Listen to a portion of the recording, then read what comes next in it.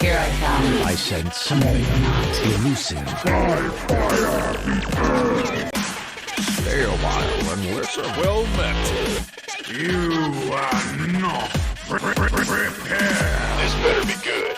Existence is mysterious. Loud and clear. Hello there. Greetings, traveler, and welcome to the Blue Recluse.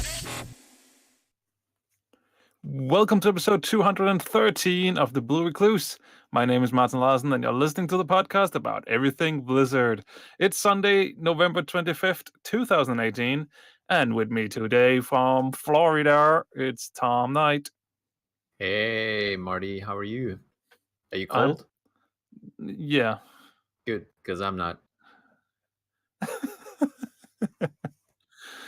I hate you. I know. Hi, Michael. How you doing? Are you cold? Are you warm? Are you all right? How are you feeling?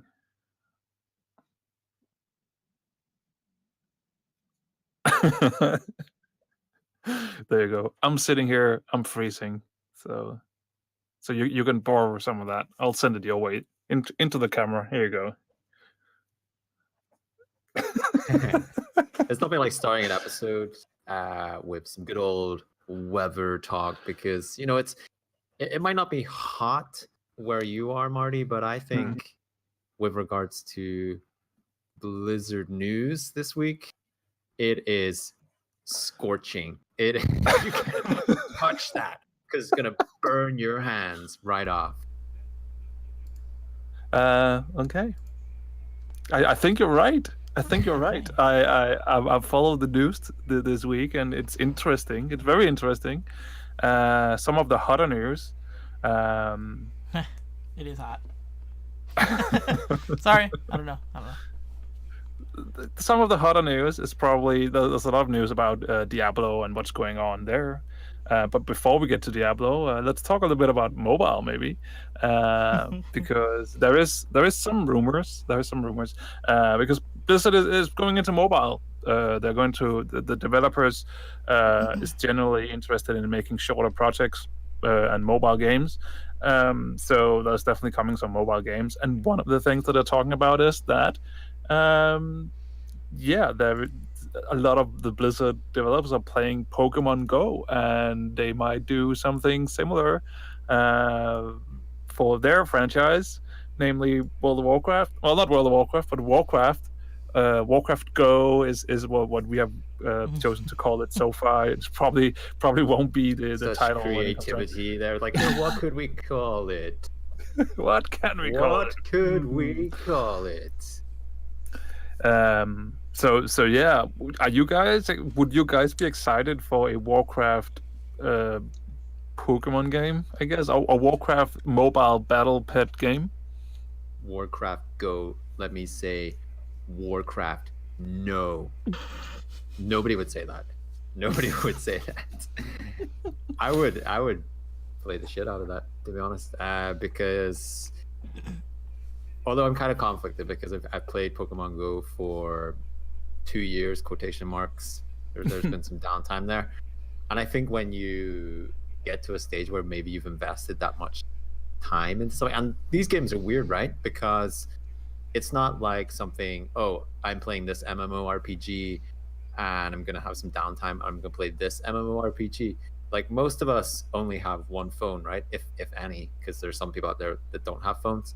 But I know if I'm playing a mobile game, and specifically these GPS mobile games, like, you can't play 2 of those at a time. And maybe you'll be like, okay, today I'm gonna go out and catch some Warcraft battle pets, or today I'm gonna go and kill some zombies in that terrible Walking Dead GPS game. But I feel like it's not as easy to switch between games like that. But Pokemon, doesn't that have like a feature now where you don't have to have the app open? Well, that is very true. You can play 2 games with one stone, with one phone. 2 games with one phone, stone phone. Yeah, I mean, I think. Go ahead, Michael. I was just gonna say that it would have to have more available to it than just the regular Pokemon Go formula, because I don't know about you guys, but the reason why Pokemon Go spoke so much to me is simply because it spoke to that childhood fantasy of like living in a world where Pokemon were actually real, and I could actually like see them in the world around me and catch them. Like it spoke to like the inner child in me. While I don't have a connection to like the pets in World of Warcraft, where now if they added it more of like game style, where like hey, yeah, it's like a Pokemon Go where like you catch them type deal like in the wild, you see them and you catch them. But if it had more game elements of like now you can battle other people with it and it's more of like a game, I think uh that would be cool if it had more to it than simply like guess what, now you could go see Chromium in the wild or something like that. I'll be like yeah, I don't need to really see Cornelius in the wild. I'm fine. It's okay. That being said, you'll probably see it on my phone within a day or two of it actually coming out. But how much I'd play it, I don't know. I think it would need more draw-in features as well, because while Pokemon Go, I mean, in 2 years, it hasn't really added too much, but I think the things it has been extremely beneficial. But I've always been sitting there going, well, it feels like they could do way more with this than that they're currently doing. And I feel like if Blizzard came along with their version, that it's going to have like those features to draw you in even more, maybe some kind of crossover with World of Warcraft, and also just features that maybe do things a little differently. Because I don't, as much as I think Warcraft's a big name compared to Pokemon, with regard to like the mobile setting, I still feel like Pokemon would have the instant lure, so to speak, because it's been on portable consoles. It kind of has that feel. That's its natural habitat, and somebody coming in there now and not just doing a cheap imitation ripoff that actually has a bit more substance. I mean, I think Blizzard could definitely be the ones to do that. Maybe. Maybe. And also, I mean, both of you say we want a little bit more than just, than what Pokemon Go have. And people who have played the Warcraft mobile game also say so far that it got a lot more to it than Pokemon Go has, including some single-player mechanics. So it seems like Blizzard is doing what they're usually doing, that they are finding something, they are making their own spin of it, and and hopefully it's as high quality and than we know them for. So yeah, I'm sort of excited.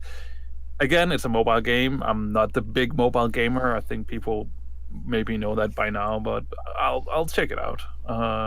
I played Pokemon Go, so I'm pretty sure that I could go with this as well. Please don't do that again.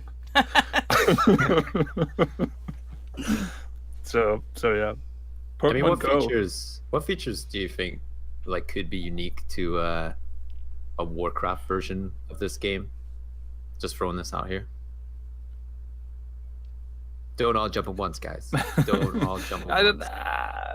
I think it could maybe be interesting if they gear. actually, Azerite gear, bring in some Azerite gear, and maybe a dance studio, and then you're set. No, I think it could be cool if there is some sort of connection with if you play World of Warcraft as well, that you can maybe connect your accounts or something. So if you catch something in Pokemon Go, then you can show it off in World of Warcraft, stuff like that. Create that synergy that Blizzard is known for. Yeah, I mean, I think that could be something that would maybe be explored, but then I guess you also risk alienating people that don't play World of Warcraft with that. If it's implemented, it would have to be in a way that people who play it then don't feel like, oh, well, I don't have World of Warcraft, I'm at a huge disadvantage. Whereas if you look at Pokemon Go now, they have some synergy with the Let's Go game on Switch, but I don't think it's a real game-breaking gameplay function that's like, I'm not sitting here playing Pokemon Go like, oh, I don't have the Switch, I'm left behind, I'm in the dust. I have to go out and buy a Switch right now. I mean, I'm saying that anyway, but that's for other reasons beyond just Pokemon. You want to play Diablo 3, right? Oh yeah. Hmm. On the go. How about you, Michael? You have any ideas? What Um, what could they add to it? Mine was kind of along your lines, is that they would probably have to, I would think, in order. The problem with like a Warcraft Pokemon Go thing is that it doesn't speak to many other people outside of the Warcraft fan base. So by not allowing people to sync their account, is the battle pet concept large enough that enough people from that fan base are going to want to play it? And then also, you can't rely on just that fan base, because if you take the World of Warcraft, let's just say Warcraft, you take the Warcraft fan base and you throw them in there, you have to take away a good chunk of it to say, okay, now who is this going to appeal to out of all those people? And then from there, it's okay, now all these people, how many of them will play it consistently? Take another big chunk off, and then you're left with how many people. How does your game then appeal to everyone else that's not in the Warcraft? Pokemon is such a big thing. Everybody knows a Pokemon. Not everybody knows a Warcraft person or a Warcraft battle pet. But also do remember that the thing, if they do it in the World of Warcraft, is as you're saying, yes, sure, not too many outside of World of Warcraft will know it. But also look at the other way around. You have a huge player base to begin with that would be like really interested in that and might tell their friends who necessarily aren't playing World of Warcraft as well. So it goes both ways. I find. I don't know, because sometimes I think that people are playing World of Warcraft, but then they're really playing Hello Kitty Island Adventure, and it just gets me confused. I don't know what's going on. I don't know. I don't know how big the battle pet community is. So it's hard for me to say like what I would think that. I don't know. I can't really see like a Mythic Raider like I can't see Ryan like suddenly interested in battle pets. The thing is though, if I look at my guild, majority of the hardcore raiders also play Pokemon on the side, just as other games they play as well. Mm-hmm. If they had a Warcraft game to go to, I'm pretty sure they would check it out, and if it's good, then they would play it as well, because that would be right down their alley. I'm sure a lot of people will check it out. I'm just trying to look at it from the perspective of like, you really need to bring something different to the table, or else why am I going to choose it? Because I play World of Warcraft and I play a lot of Pokemon, and if you just put two similar things next to me, I'm going to choose Pokemon because I have more connection to it. So that's what I would do. So that's why I'm trying to look at it from that perspective. So I have an idea, but I'm going to mention Falmar Kraba's idea in the chat because mine can kind of connect into that. And she's saying, okay, battle pet theme, connect your account, right? And as you walk, your pet levels up.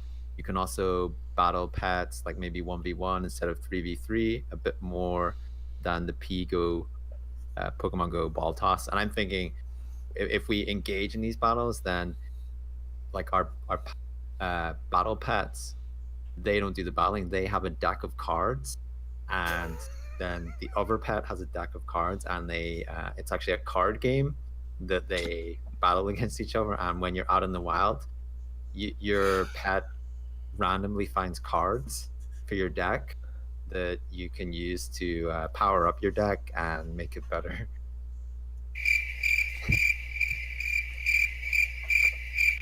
And that way we're appealing to the Warcraft crowd, we're appealing to the Pokemon Go crowd, we're also appealing to the TCG crowd. Michael, what could we throw in there that implements or gets the the StarCraft players involved in this? Just include some portraits. Yeah. Collectible portraits for your character. Yeah, nice one. You lost me at collecting cards. And that's because Blizzard already has a game that uses cards on the mobile market, and the moment they use it, in case you didn't know, it's a small one. But if you introduce two games that, even if they're completely different, they have cards, the wider majority of people are just going to see it as two card games. So okay, what about it's crystals, and they have a deck of crystals. Oh my The- god. No, can we move on? I just want to just finish up with a good tip for Blizzard when they're going to announce this game. Don't announce it. Just don't hype up a lot of World of Warcraft announcements before the BlizzCon, and don't finish off with a mobile game for PC crowd. Just a small tip. Just I think this would have a totally different reaction to I Diablo totally Immortal, agree. though.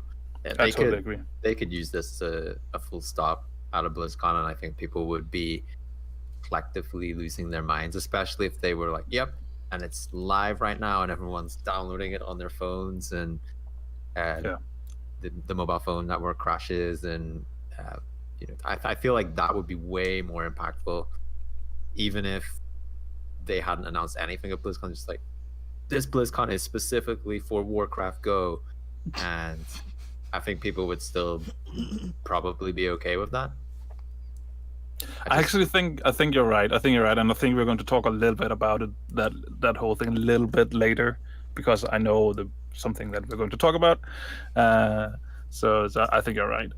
But for now, I think let's move on to some Diablo news. There's news for Diablo? There's news for Diablo, because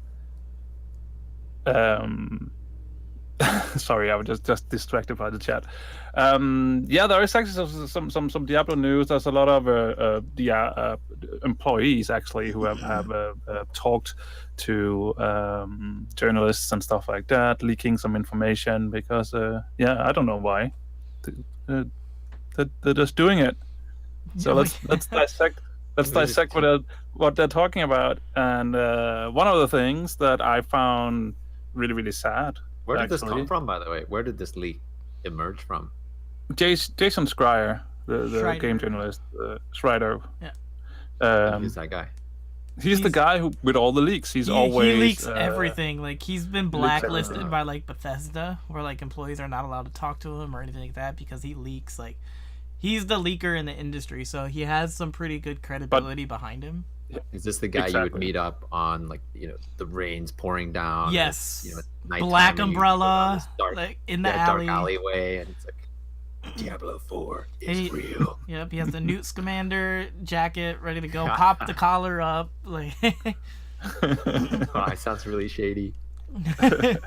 But anyway, all the leaks that he has been doing has actually more or less come true. And when he had made mistakes or got something wrong, he have come out and actually corrected it to the correct thing.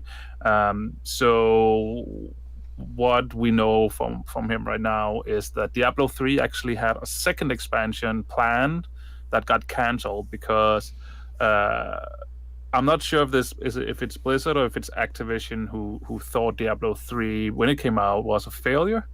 They were already in development of the first expansion, Reap of Souls, so they did go with that as planned. But it was seen as a failure. One of the best-selling PC games of all time was a failure. Yeah, exactly. That's that's great. but to be fair, there was a lot of criticism. There was a lot of things wrong with Diablo 3. It wasn't. Yeah, sure. A lot of people had a lot of people bought it, but I think the player base dwindled fairly quick after release because of all the issues that it had. But and then so I feel like it's really sad to see that the second expansion never came to us because the first expansion I feel like Reap of Souls set so many things right. It became a really good game. So I would love to have seen the what they had in store for us, because I think with the second expansion they could have done a lot of more things right and made it an excellent game. But at that funny point, how, if that's true, they seem to have the total opposite kind of way to deal with things when it comes to Destiny 2. Like, we'll release the game. It's really lackluster. We'll have to release 4 expansions, quotation marks, expansions, to make this game probably how it should have been on launch. And I mean, what do you think about if maybe the whole cycle of Diablo 3 and large scale expansions? I mean, I guess perhaps we will see Activision's influence if we do get the next installment of Diablo on PC and console or whatever, and if their expansions are, I'm doing quotation marks again, how, you know, the scale of that, because when it comes to Diablo, we've been used to these larger scale, and maybe they'll want to kind of shrink them down into more manageable DLCs that they can release as full-blown expansions, quotation marks. It's really sad that we have to do that when it comes to the terminology with expansion packs. I know you guys, can't remember where you talked about it, might have been on Nerd Disc actually, about just the terminology of expansion that Destiny 2 have been using, and it, in my opinion, it's definitely corrupting that word, because like companies starting to call DLC expansions is quite frustrating. Yeah, I have to agree. I think it's too early to speculate what they're going to actually call expansions and DLC in the future. But yeah, the thing is, I would have loved to have seen what the next expansion would have been for Diablo. I think they could have done a lot of great things with it. But actually, a lot of the content that we've gotten in patches over the past few years has actually been some of that was already like in the next expansion. So we have gotten it for free, but it just never we never Free stuff. Yeah, exactly. But we never. I don't know why Diablo players are complaining then. Free stuff that was going to be an expansion anyway. But yeah, what we also did find out was that Diablo 4 was in development, because obviously when they canceled Diablo 3 going forward, they went straight into Diablo 4, started to develop that one, and apparently the game that they had in development would have been more like a Dark Souls over-the-shoulder dungeon crawler view. It was called Project Hades, and how if that was Diablo 4, like a Dark Souls version of it, is that Diablo to you at all? I mean, like a proper Diablo game. I mean, I think we can agree, if this was like an additional game to the franchise, it would have been really cool. But as Diablo 4, would that have worked in your opinion? Not my Diablo, right, Michael? I don't think they would have called it Diablo 4. I think they definitely would have called it something else. I think calling it Diablo 4 would be a huge mistake. I think that it was just maybe that's why they don't call it Diablo 4 and they give it a code name, because they probably don't settle on a name right away.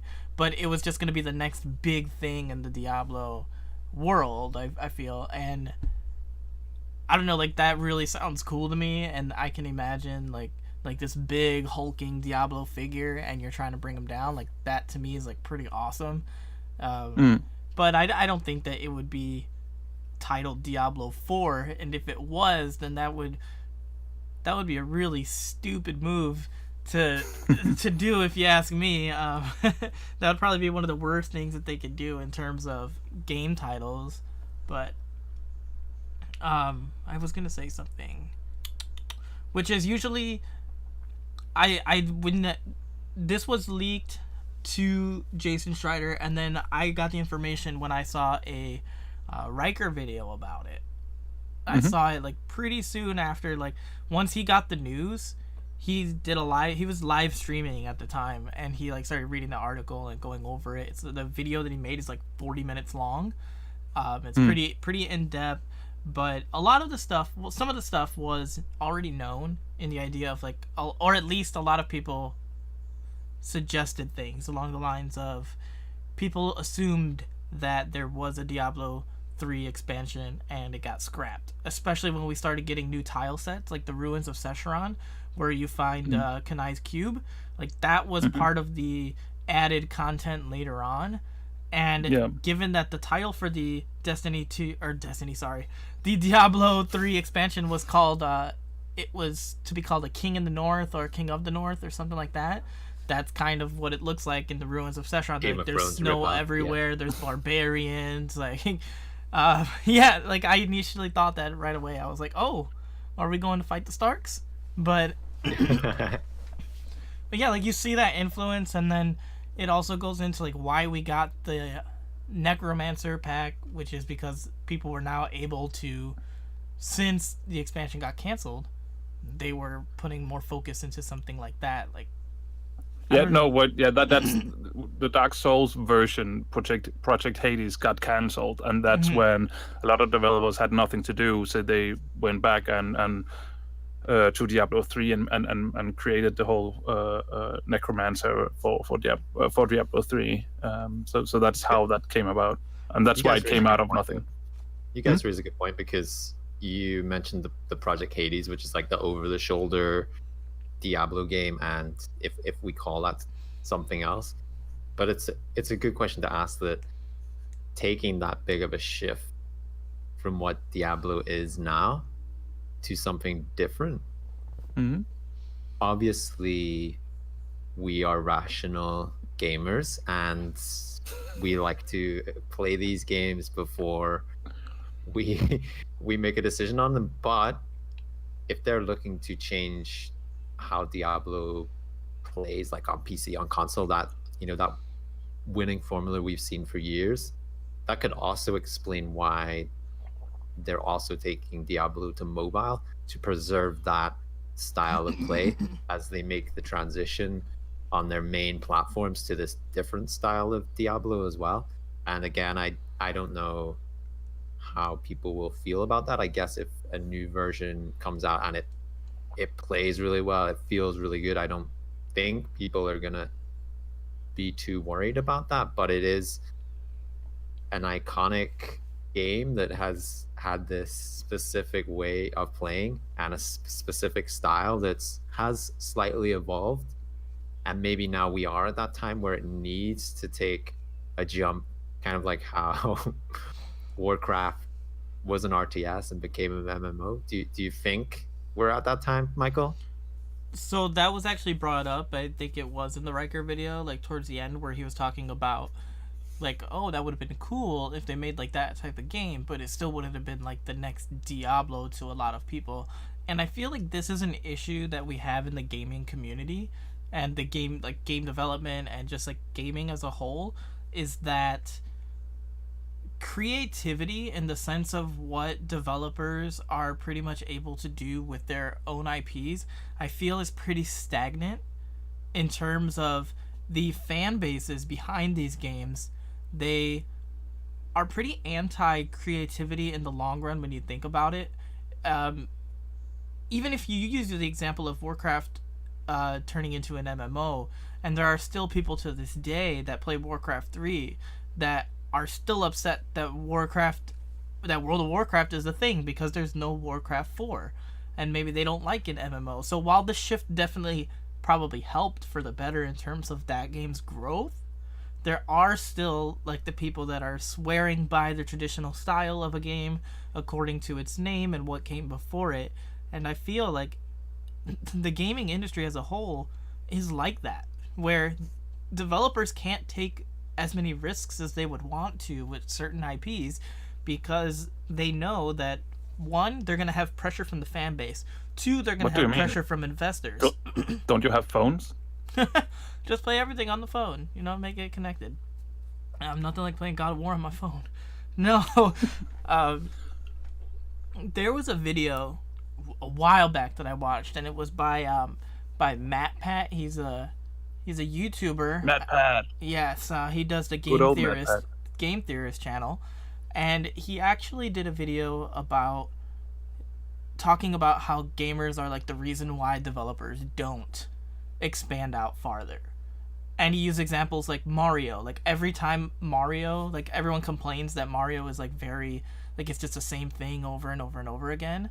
But then at the same time, like every time that Mario expands out in terms of different gameplay styles, those are the least selling games in the series. Now when I say gameplay styles, like I don't mean like how different that Mario Odyssey is, because it is different, but if you think about it, it's still essentially Mario. Like it still feels like Mario 64. Yeah, just modern Mario 64.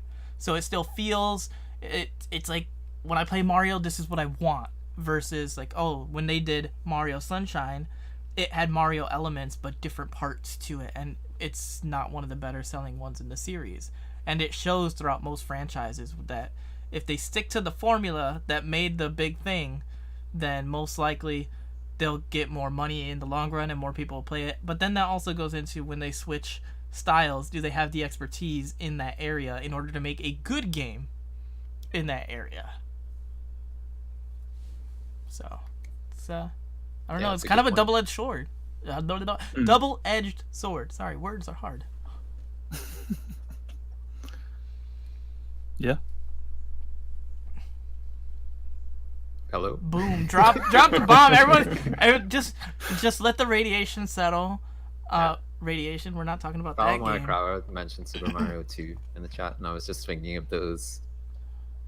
I was just thinking of Super Mario 2, and I know you're a big fan I of love Super Mario 2. It's like, why am I thinking of Super Mario 2? But I mean, you only have to look at Sega as well, because they, had the winning formula with Sonic, and then they slowly moved away from it, and I think it alienated a lot of fans, and then they slowly kind of tried to make it a modern spin, and now they've literally just gone back to how it was all those years ago when we were first playing it on the Mega Drive and the Genesis. So yeah, it definitely is like an interesting point you bring up about like when is the right time to try and take your product the next step, but also there's a risk that you just lose the essence of the game and the magic of it as well. And I can definitely see how when you're designing that, and especially with something like Diablo now, where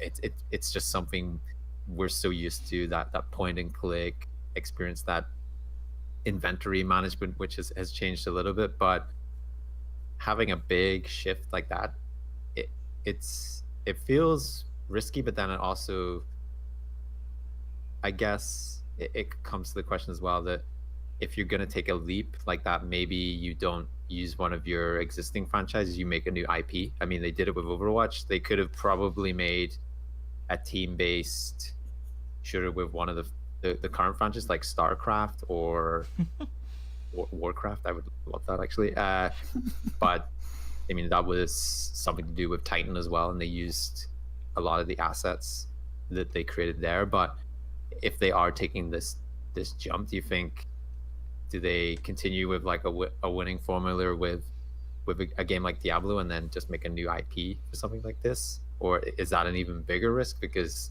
you have to then sell this new idea, sell these new characters as well? I don't know. I don't feel like you have to make a new IP. I feel like Michael said it earlier. If they had called the Dark Souls one, maybe had called that Diablo 4, Diablo then Immortal. then it probably wouldn't have gone over that well. But if they've called it Diablo something else, like Diablo Immortal, Diablo Dark Diablo Souls edition, Souls. whatever, if they had make another game in the series, but it's not Diablo 4, but it's Diablo something else, like StarCraft Ghost, for instance. StarCraft Ghost is not the new StarCraft game, but it was in the same series. I think they could totally do that. They could totally pull that off, and people would welcome it. I think Blackstone, Heroes of Diablo. No. Blackthorn, Diablo Blackthorn. I think the biggest thing that what we realized is that if they want to go any side missions with any of their IPs, they almost like either they have to have just recently had a big thing with the current version of it, or they have to announce that like, hey, this is not for these people, but we do have something right here for you.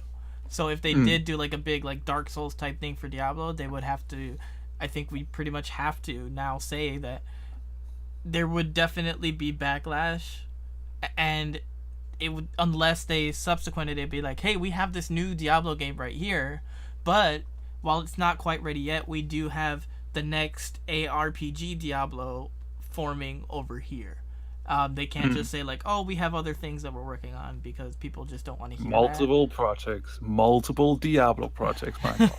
We have Dark Souls Diablo right now, and multiple Diablo projects over here. No, they need to actually physically show something, whether it's a trailer or something else, because the player base will feel like they've been betrayed if you go away from the formula. I think that's simply how it's going to happen. Especially, I think one of the biggest things is that we're dealing with the content drought in Diablo 3. Yeah. And that definitely leads people to definitely feel a lot worse about how things are going, because it didn't go this way. But people will say it because people want it to be where there's an enemy, and they will say that we would have already had Diablo 4 if they didn't work on Diablo Immortal. Which is false, because there are different teams within the company that are working on these two different projects. We don't have Diablo 4 yet, or at least anything playable, because Diablo 4's initial development, or the next Diablo game, that Dark Souls one, got canceled like 2 years into it or something like that. So that's why we don't have anything Diablo related recently other than Immortal, but it's not Immortal taking assets away from the main team. But people will say it. People are saying it because they need a villain. They need a villain, and they're going to point the blame at somebody. And Diablo Immortal is a sacrificial lamb. But if you look at this in the perspective that people were saying, oh, Blizzard now are just throwing out anything. They've lost that part of them that's they won't put something out until it's quality.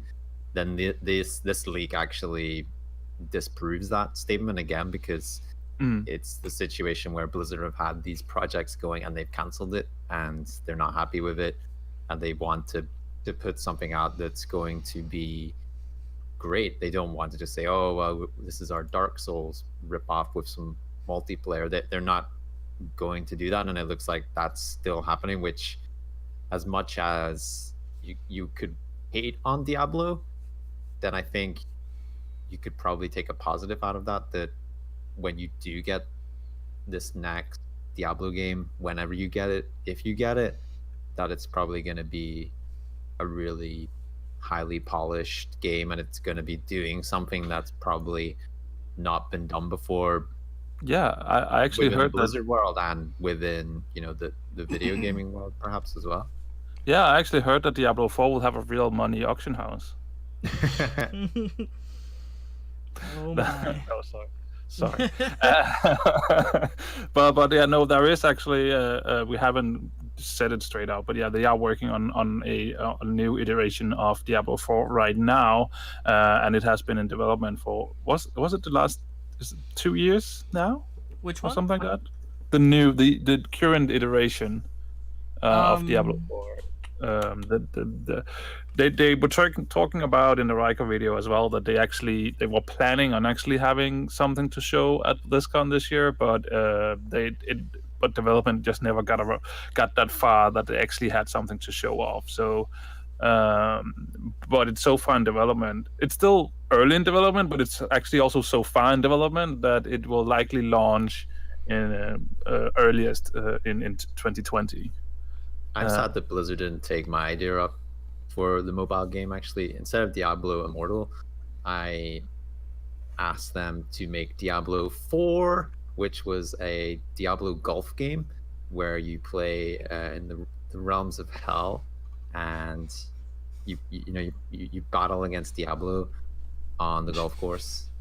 Like, I feel like that you would be more excited about that than Diablo Immortal. I know you guys would. That sounds like it should be on the Switch or something.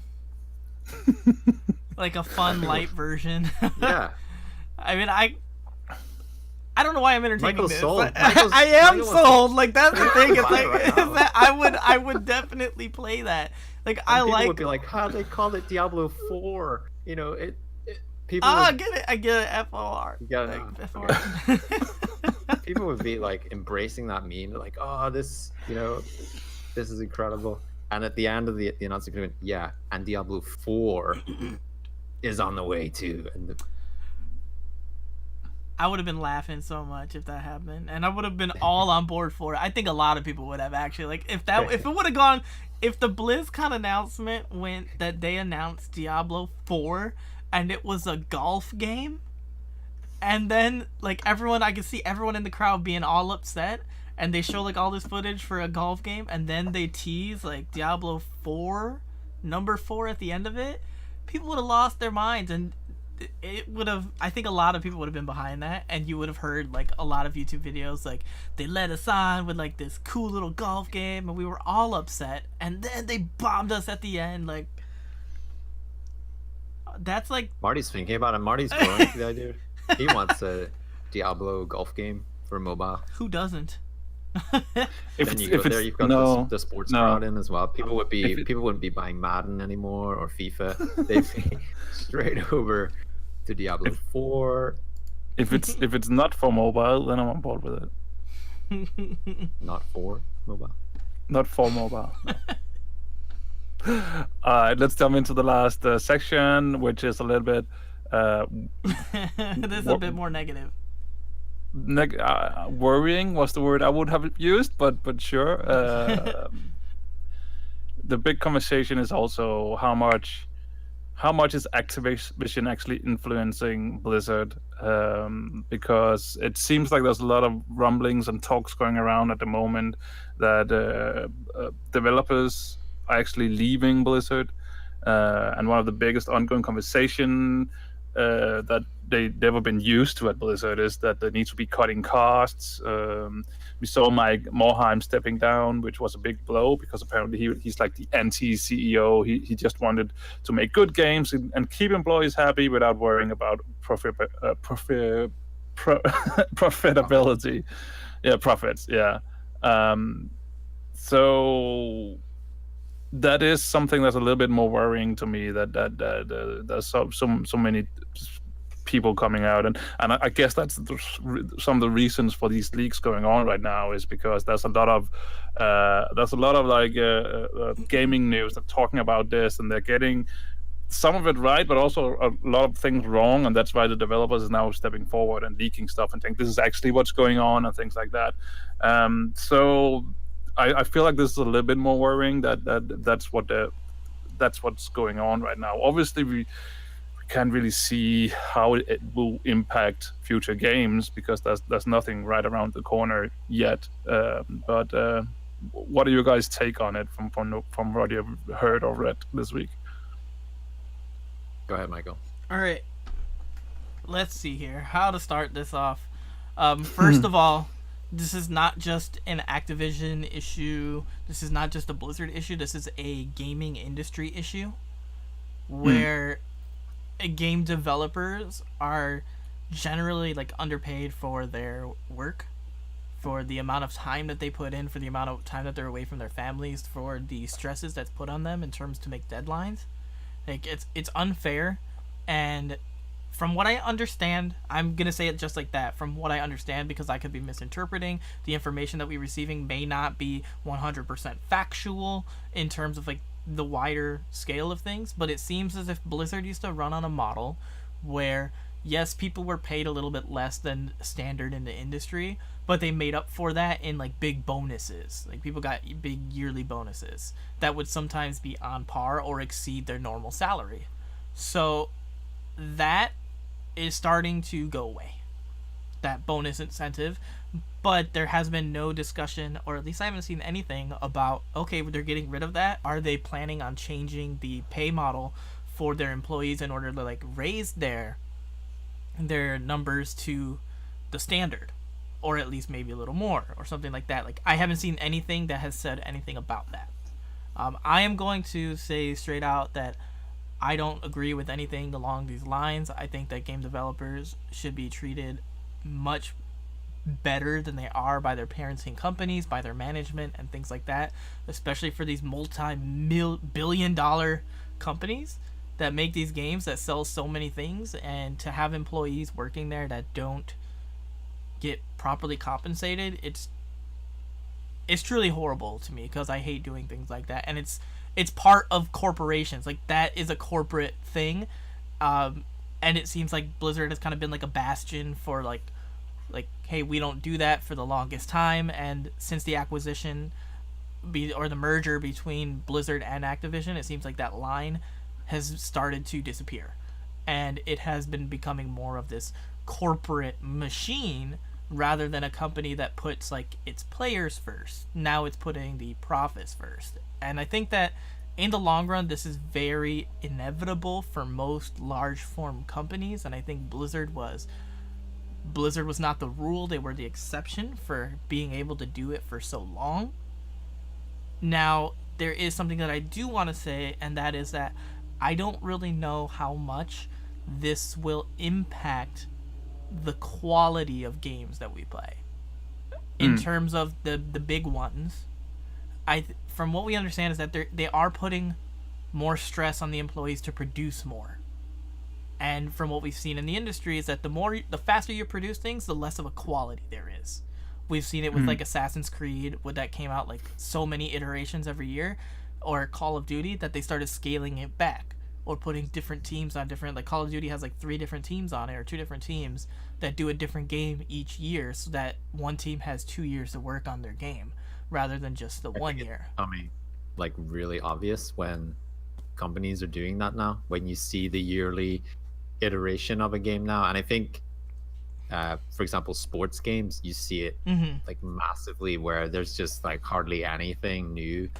When they pump it out, it's just updated rosters, and they throw in this other thing where people are like, "Oh wow!" But really, on a year to year kind of development cycle, or however they do that, you're not seeing these big changes where perhaps you see a game in development like Red Dead Redemption 2, for example, where that's in development for many years, and then it comes out and people are blown away by certain features that other people are frustrated with that game as well. But do you know what I mean? Like God of War, for example, like those big games that have come out like this year specifically, you can tell that they've had a long development cycle, because there's just so much more to them. A few months, Google copy paste. That's what we did. It. Change a few lines of code, few lines of dialogue, reskin, boom, there's your game. I'm not saying like the games that come out every year are. That's just how Diablo Immortal was created, right? I'm not saying these games that come out every year are, they're just like low effort, because obviously it would still take a lot of time to produce those. But I just know from a consumer, when I look at games that are on a yearly release schedule almost, that there is a distinguishable gulf in class from games that maybe come out every 4 or 5 years, which is understandable because they're in development for longer.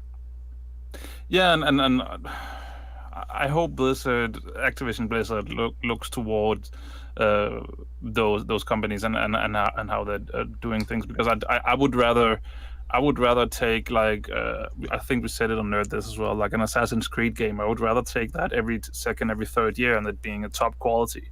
And then I'm also more inclined to actually maybe spend microtransaction money or DLCs or whatever on it, than if it comes out every year and it's subpar quality. So I definitely hope that Blizzard will, even though, I mean, it's company, things change over the years, and they also need to make money, and they need to keep the costs under control. I just hope that it will not influence too much the quality that we're used to be getting, because that's also what Blizzard stands for, right? It is that even the alphas and betas are so much, I like so good quality. It's almost like a game a lot of other companies would just release, because that's how good quality it is. I think one of the frustrating things is, and Michael was right when he said that this is, it's not just a Blizzard thing, video game thing, and I would say it's not even just a video game thing. Like when you start hearing the words cutting costs, it's always the people at the bottom that suffer, and it's never the people higher up that are just calling the shots. And the people at the bottom are the ones making the games, that are putting the blood, sweat, and tears into the product. But when things start to get scaled back in a business, it's always from the bottom, and it's wrong. Like, that is completely wrong. And unfortunately, like Michael says, this is the way corporate businesses run, and I don't think that's the way it should be. And even though like we don't know exactly how that business is run, we don't have the first idea how that's run, but I still like to think that there's good out there, that that would say, no, we're not gonna remove the profit share for our employees. Like, we want them to reap the rewards for their efforts. We don't want to start, cutting the cost from the people out there that are working in our games. Like, we shouldn't be doing that. And well, we know like corporates, it's all about that bottom line and whatever it takes. And I kind of feel like it does take a certain person and a certain type of person to be in those positions. And I know, like, a lot of us just sitting here talking about it aren't those type of people that could do that. And I know we're just talking about the world and how terrible it is right now. And if we had a video game company, Blue Recluse make games, we wouldn't ever do that. But I guess until we merge. It's easy to say. It's easy to say these things just sitting here as somebody that doesn't own or is part of a large corporation. And when things grow, when things scale, changes happen. And it's easy to sit here and say, well, they shouldn't do that, because there's just so much more that we don't know. And yeah, it's hard to really say what is right and what is wrong without fully knowing everything, kind of what builds that skeleton. Yeah.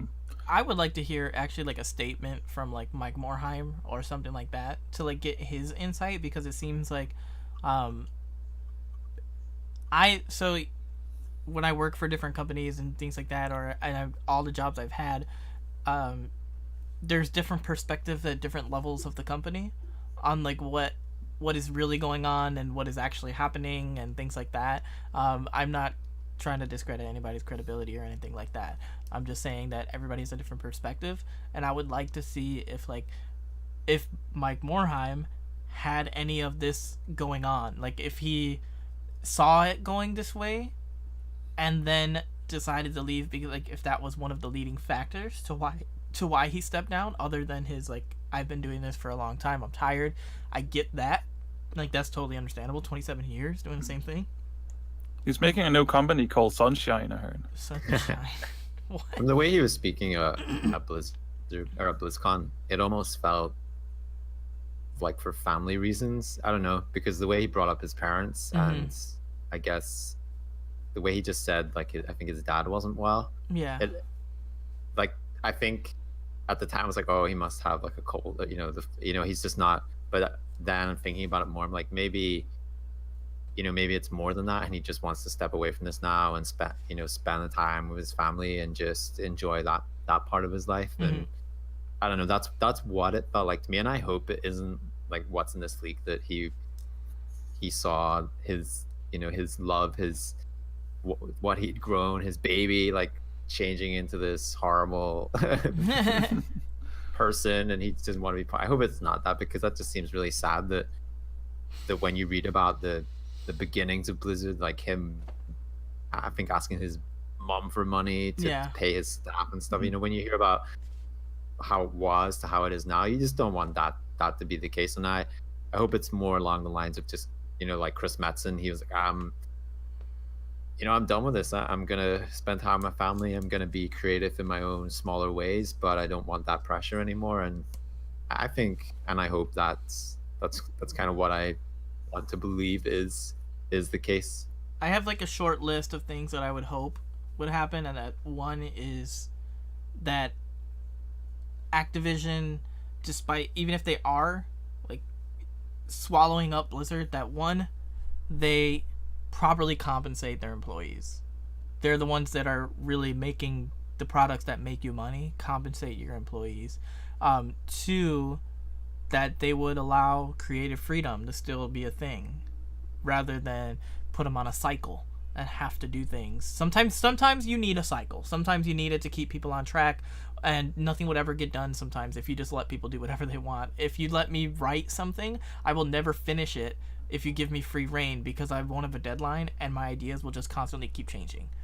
And three, I don't think that Activision necessarily is like the devil spreading. I actually like a few of their games. They have Destiny 2. is a great base game, and with Forsaken, it's actually at a pretty good place. I feel it feels good to play. There's a lot to do.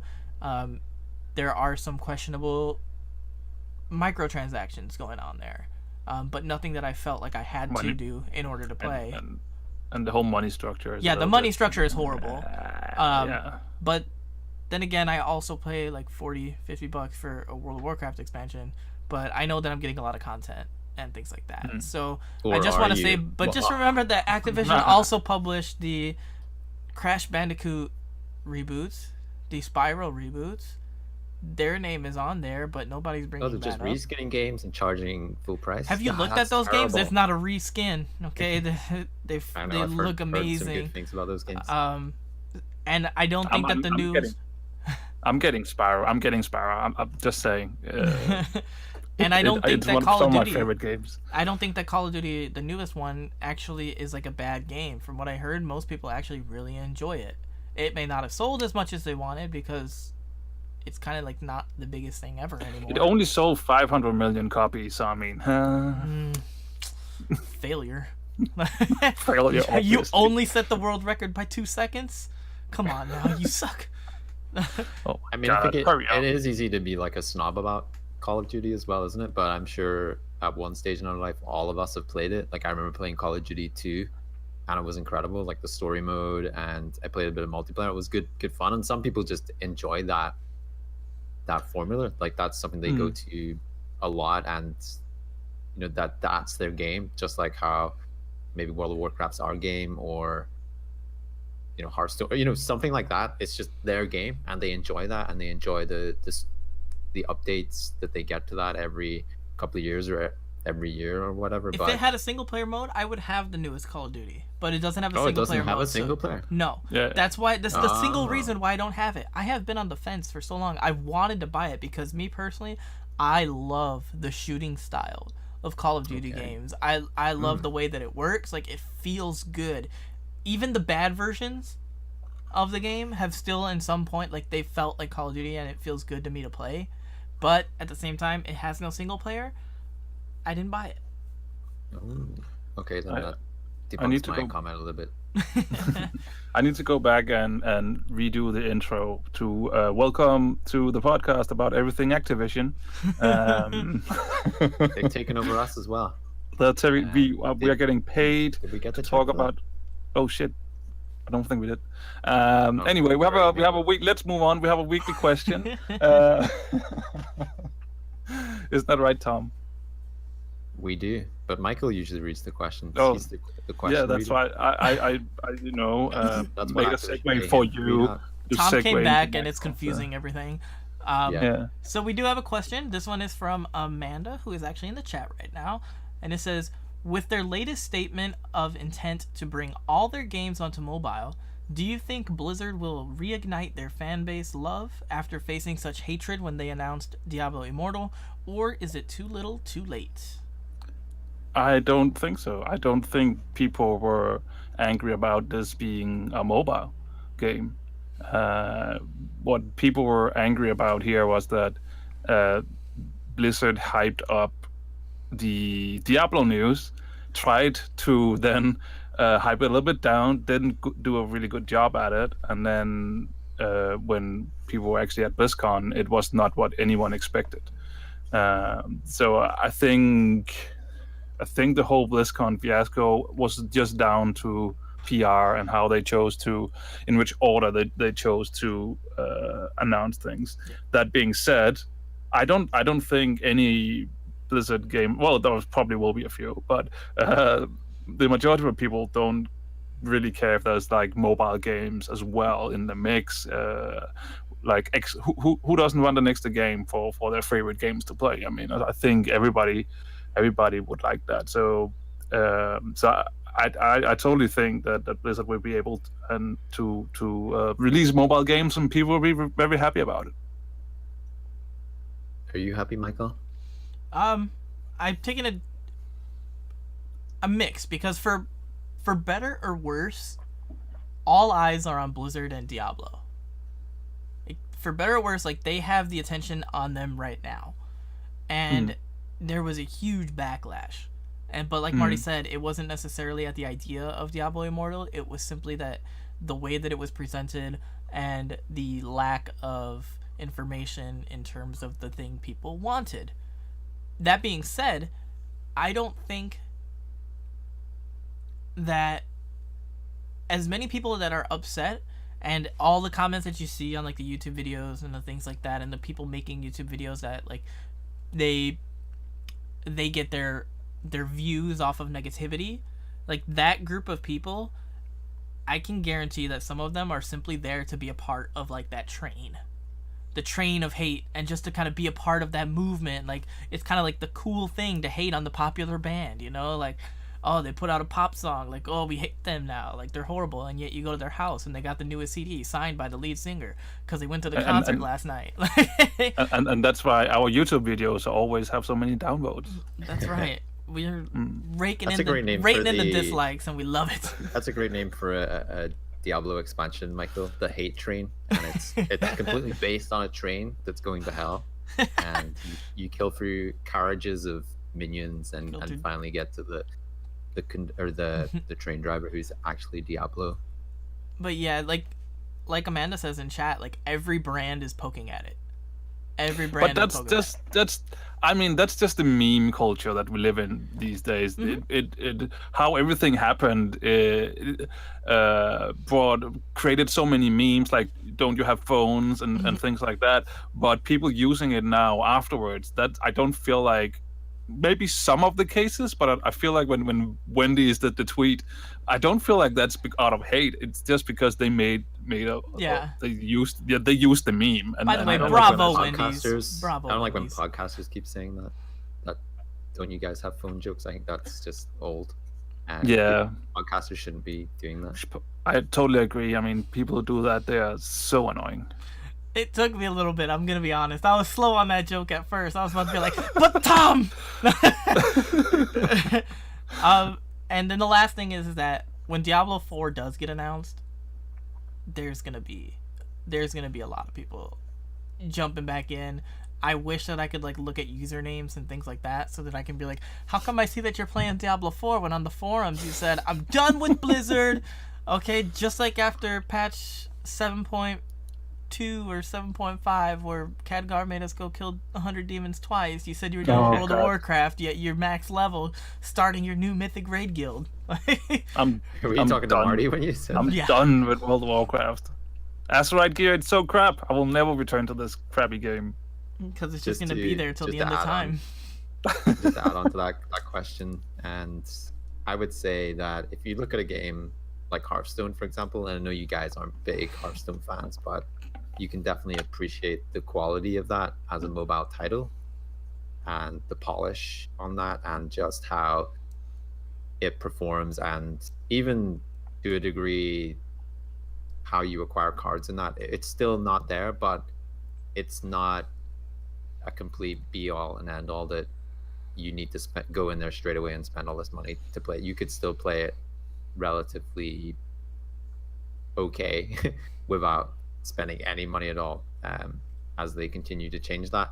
And if they make a similar title across all the IPs, I'm not saying a card game specifically, but with that quality and that love across their IPs, like a StarCraft game, a Warcraft game, an Overwatch game, and it's had that much quality, and then it gets supported as much as like Hearthstone does now, then I think people will probably be, you know, happy to have something that they can play as an extension to one of their favorite Blizzard titles, as long as the quality is still there, of course, and it's not just following this model that a lot of mobile games do, because people are going to see through that a mile away. And that's like Michael says, all eyes are on Diablo Immortal, that if that game comes out and it has these sleaze bag microtransactions, I mean, they're going to be taken to the absolute cleaners, with people just not happy about that. The pitchforks are going to be polished and just out and ready to go. So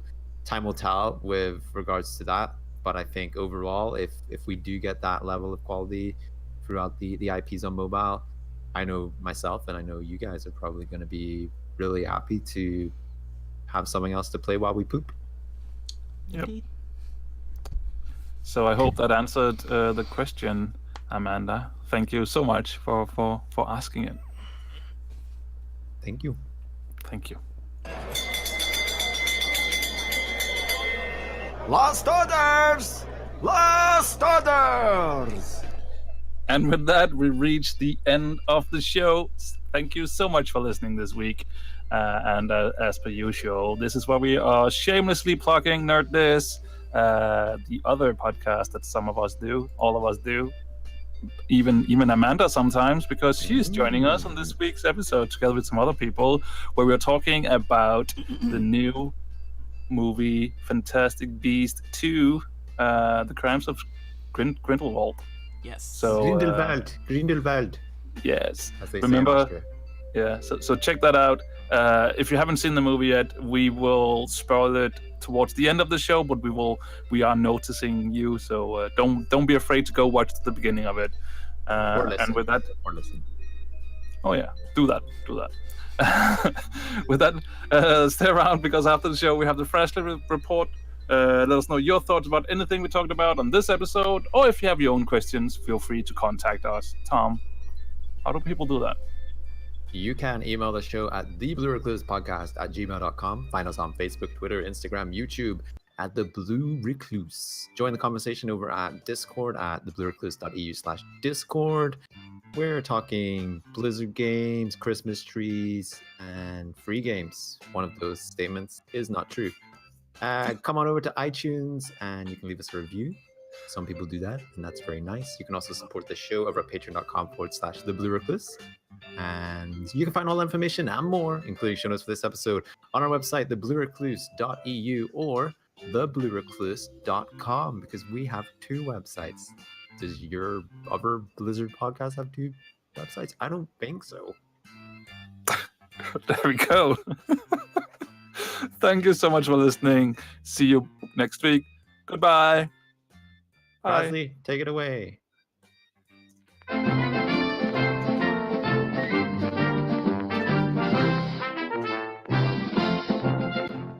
Welcome to the Frazzy Report, a short news report by me, the Awesome Gnome, about the World of Warcraft. It is Pilgrim's Bounty. The station executives asked me to talk today and share a historical tale suitable for the whole family. Apparently they have an education requirement or something for all programming to receive funding from the Kirin Tor to allow our station to continue operating. So this week is a good time as any, as we all gather around the tables to partake in delicious food. So I browsed the many legends of folklore, like the tale of the GG bifactional PvP feast in Warsong Gulch where nobody attacked anybody for 24 hours, or the turkey that wiped a raid group, but I settled on the legend of Turkey Tim. I got to meet Turkey Tim one year. He exists. We've all heard about the rumors of Turkey Tim, but where did he come from? With each holiday event in WoW, there are achievements to get. Each one goes toward the what a long strange trip it's been, which I am still working on. The exact timing of this particular legend is widely debated. There are Reddit threads, forum posts, Twitter debates. They all exist on this subject. Some claim classic, others claim wrath, and even some claim myths. Very few claim warlords. Regardless, years ago, a player was trying to complete the Pilgrim's Bounty achievement, Turkey Lurkey. The one where you have to turn a rogue of different races into a turkey. It can be insanely difficult finding the correct combination. Rogues by their nature stealth around. It is even harder now, especially as the majority of players are no longer in Dalaran, as we were in Legion. Now we are each in our own factionally aligned cities. The details of the legend change based on who tells it, but this version is the one my parents told me one year during a Pilgrim's Bounty feast at our home in Ironforge. So one Pilgrim's Bounty, this player was trying the hardest to find the last combination. They waited hours, which turned into days, just searching for that one final rogue. Finally, after being fired from their work due to a failure to show up for days in a row, they were about to log off. At that moment, they got a message from a character named Turkey Tim, asking them if they still needed a troll rogue. The player tried to reply, but got the character's offline message. They tried to mail them and got a message returned back that the character doesn't exist. They were devastated.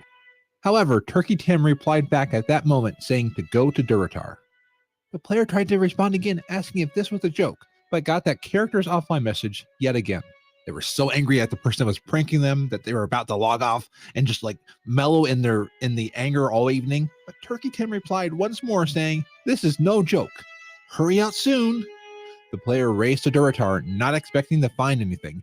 They looked high and low, believing that they must be so tired that they are having a dream. They started to pinch themselves to make sure that they weren't dreaming. You know, the old cliche that's used in a lot of movies and stories.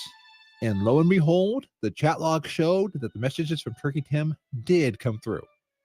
All of a sudden, near the troll starting area, they saw a troll rogue. They were sprinting over, trying not to trip.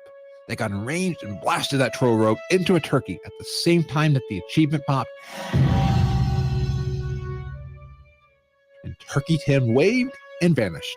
He messaged the player as he vanished, saying, "Never forget to do something amazing to help make your fellow player's day." The player was crying in joy, and they were so happy. At that moment, they fell asleep at their keyboard from exhaustion. Thus ends the tale of Turkey Tim. And I can verify that the tale is true. Years ago, when Turkey Tim messaged me, it was a dwarf rogue I needed. Others have told me that Tim knew the exact combo they were looking for. One was a gnome rogue, one was a goblin rogue. Turkey Tim is out there. Don't give up. And please don't forget to go to work. You need money for that WoW sub. Thank you, Turkey Tim, for showing us to be kind to our fellow players. And thank you for showing up when we need you. And thank you, dear listener, for tuning in each week. Now it's time for me to go out and do my part to our community.